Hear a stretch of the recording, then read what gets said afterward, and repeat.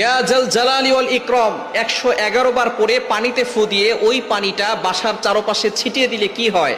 আমরা অনেকেই কিন্তু ঘরের ভিতরে বরকত চাই। এই বরকত যদি আপনি পেতে চান, অভাব দূর করতে চান, খুবই গুরুত্বপূর্ণ একটি আল্লাহ তাআলার গুণবাচক নাম হচ্ছে ইয়া জাল জালালি ওয়াল ইকরাম।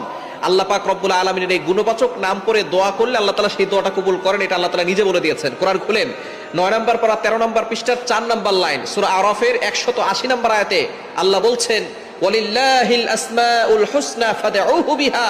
আল্লাহ পাক রব্বুল আলামিন জানিয়ে দিয়েছেন আল্লাহ তাআলার এই গুণবাচক নাম করে যদি কোনো ব্যক্তি দোয়া করে আল্লাহ তাআলা সেই দোয়াটা কবুল করে নেন, অ্যাকসেপ্ট করে নেন। সুতরাং ইয়া জাল জালালি ওয়াল ইকরাম আল্লাহ তাআলার গুণবাচক নাম, এই নাম পড়ে আপনি 111 বার পরে যদি পানিতে ফু দেন, ওই পানিটা একটা বরকতময় পানি হয়। ওই পানিটা খেলে আল্লাহ পাক রব্বুল আলামিন আপনাকে সুস্থতার নিয়ামত দান করবেন। আপনি কল্পনাও করতে পারবেন না, অনেক অসুস্থ ব্যক্তি আছে, কোনো ওষুধে তার রোগ ভালো হয় না।